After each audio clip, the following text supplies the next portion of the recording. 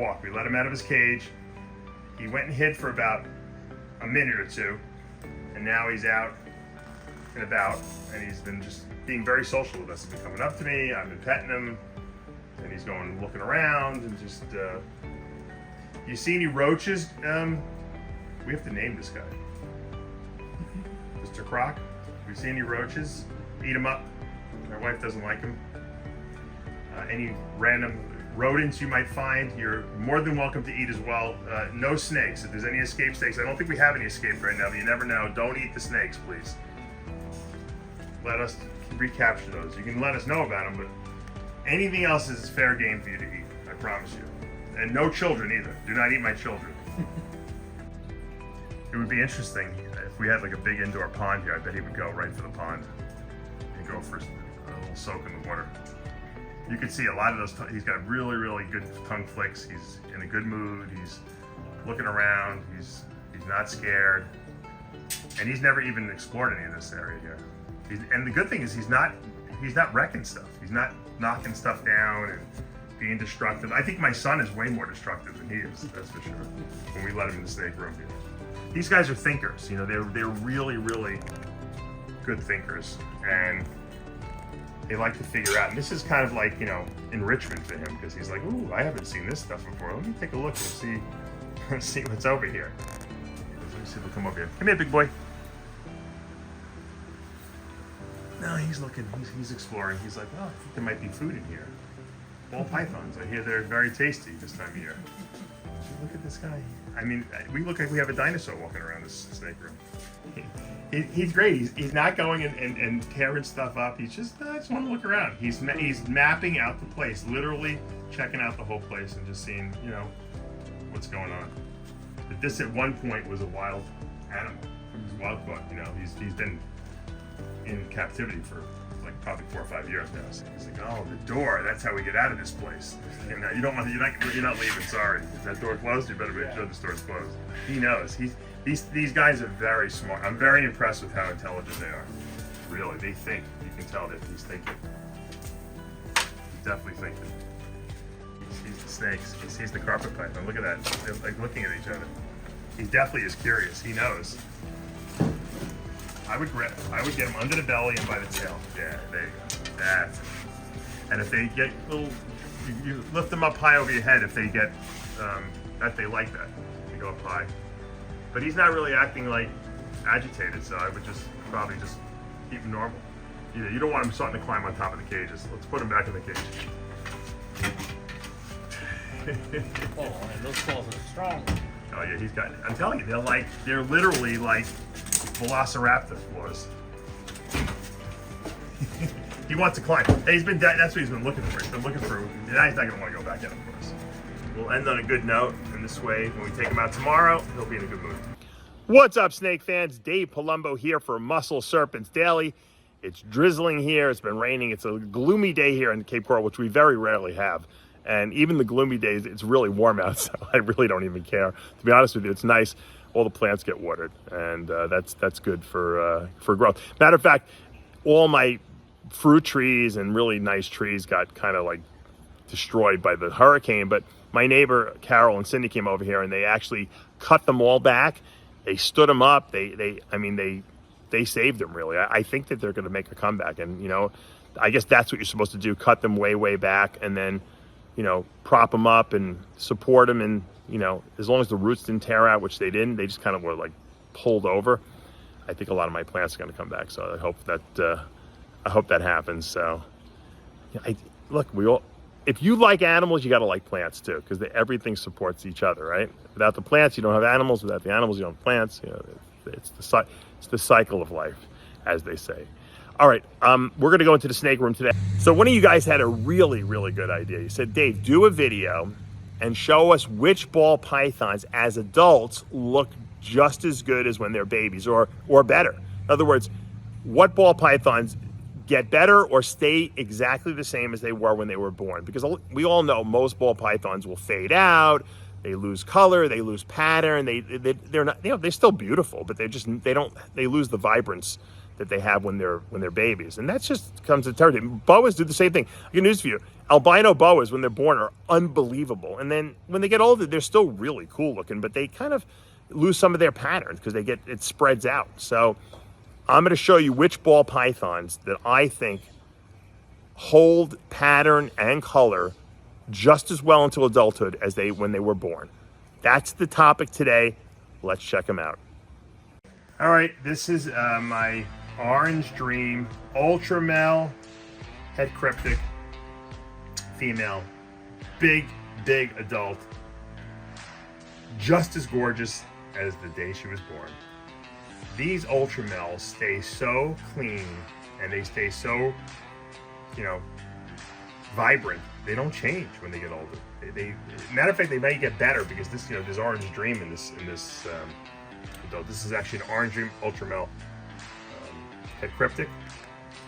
So the Orange Dream does get better. So if you're looking for a snake that in adulthood looks as good as it does when it's baby, maybe even better, this is it right here. All the T positives seem to do this as well. The monarchs too. I'll show you a monarch in a minute. All right, here's an orange. This is probably Super Orange Dream Ultra Male Cryptic. You can see as a baby, gorgeous, but you just saw the adult. I mean, the adult is that female is not Super Orange Dream, and she's also not visual cryptic. The cryptic doesn't really change color, but just changes pattern mostly. Get a little bit of that white creeping up the sides, but you can see pretty much exactly the same. All right, here's a possible Super Orange Dream Ultra Male Cryptic adult. There's the baby I just showed you. A little darker. Of course, as they get older, they're gonna. This is obviously this is Super Orange Dream, so it's a little more vibrantly orange, but you can tell they look really nice when they get older. They don't really lose it. But same pattern. This snake actually, when it was younger, was actually lighter than this one. This one is probably, this might be one of the nicest looking Super OD Ultra Male Cryptics I've ever produced. We just put this in its own, tomorrow it's gonna get its first meal. We hatched these about 3 weeks ago. I don't feed mine right off the bat. I like to get them hungry and then we feed them. But that's a nice looking snake, and it's going to look pretty much like that when it gets to be an adult. That's the amazing thing about it. All right, here's a Mario Desert Ghost. This snake looked just like this when it was born. Desert Ghost, that's one of the most, I guess that's one of the reasons people are so desirable of that gene. It lightens, it keeps the darks dark, and it keeps everything else lighter, and it stays like that, and it really cleans things up later in life. Hypos seem to also pretty much stay the same, but I like the Desert Ghost as they get older because they keep the blacks black. And I think that's why people like it. Contrast, it's all about contrast.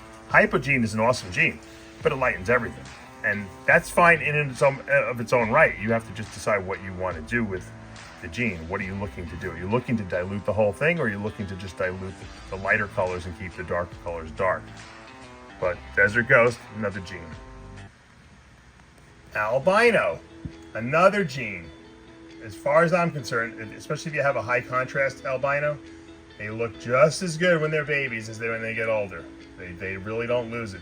It seems like the melanin, the genes that affect melanin, T positive, T negative albinos, seem to do well into adulthood in ball pythons. They don't really fade as much. They don't really lose their luster, so to speak.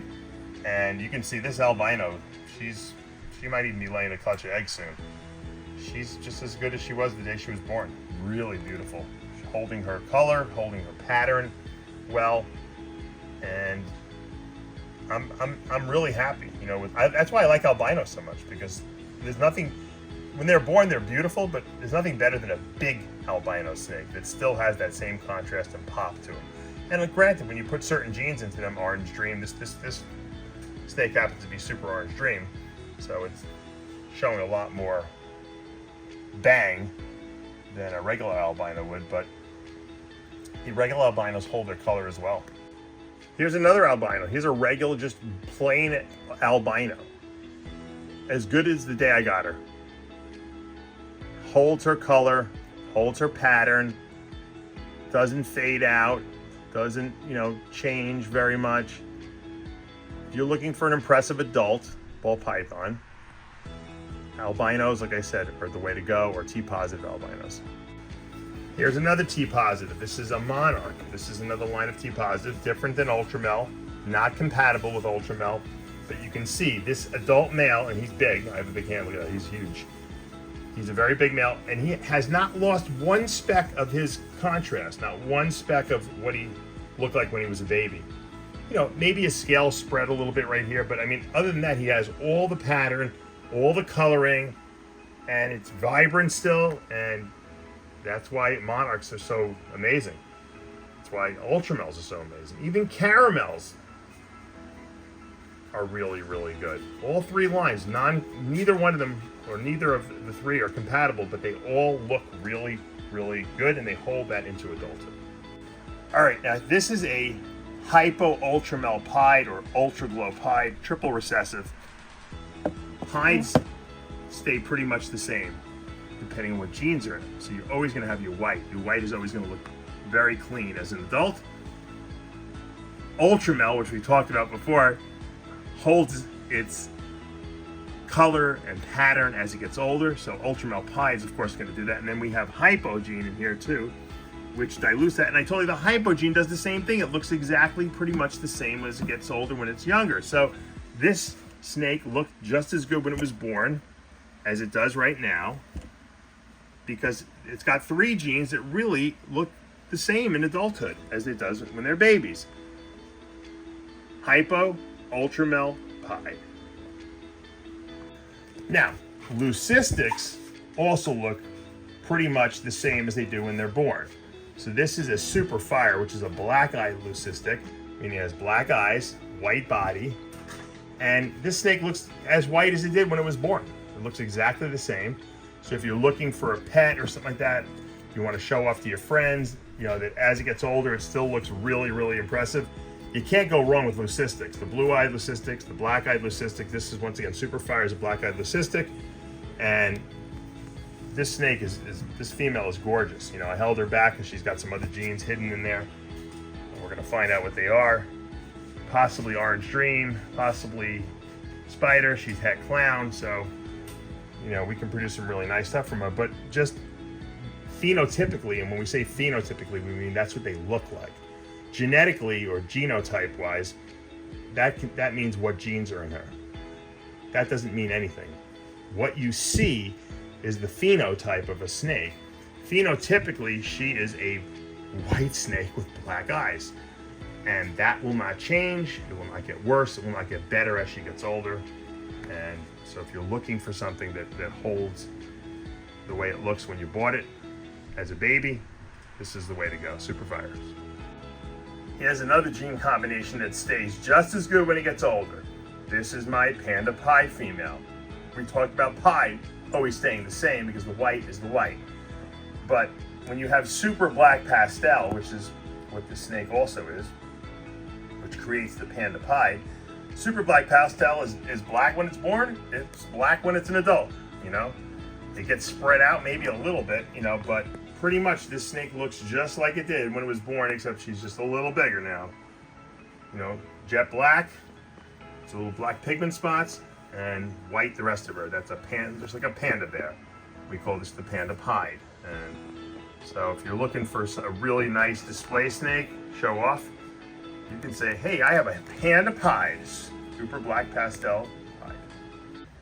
All right, another great gene that you can absolutely guarantee is going to look great as an adult is the lavender albino gene. Once again, things that affect color seem to really translate well into adulthood with the ball pythons. This is actually a blackhead leopard lavender, so it looks a little different than just your typical lavender albino. But as these lavenders, actually, they actually get better when they get older. They start out almost like a whitish pink, almost, or a little light purple, and then as they get older, this becomes all purple in here. And I guess it's more of a lavender. It's like a light purple. So in reality, a lot of people, myself included, would say they actually improve as they get older. So There's not that many snakes that improve as they get older. Orange Dream gets better as it gets older. We know that.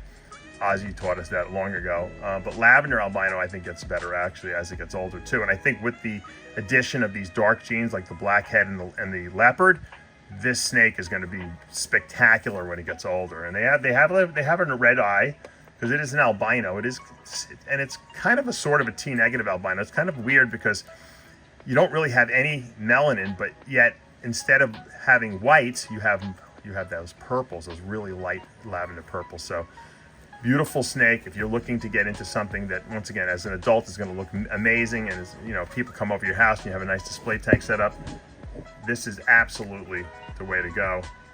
Lavender albino. All right, guys, that's going to do it for today here at Palumbo's Pythons and Boas. As you saw, we had another little positive thread we developed with our CROC monitor, our male.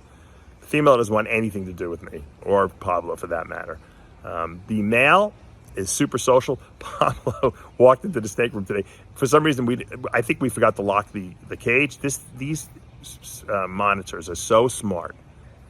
They know everything. They watch everything. They learn. The door was not left open on the cage. He opened it up himself and he went around and went for a walk. Pablo came in. He walked right up to Pablo. Pablo picked him up and put him back in the cage.